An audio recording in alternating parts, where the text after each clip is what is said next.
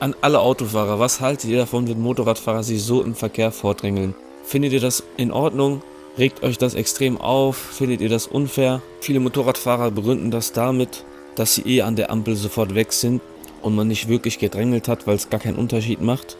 Weil man als Motorrad sowieso sofort weg ist, sobald es grün ist und Autos da nicht hinterherkommen. Ich kann beide Seiten auf jeden Fall nachvollziehen. Als Motorrad ist es halt sehr unangenehm, zwischen Autos im stockenden Verkehr zu sein. Das birgt auch so eine gewisse Gefahr. Und als Auto kommst du dir halt komplett verarscht vor, ne? Stehst da 30 Minuten im Stau und da fährt ein Motorrad komplett an dir vorbei. Schreibt mal eure Meinung in die Kommentare und für mehr Motorrad-Content folgt mir gerne auf YouTube und TikTok.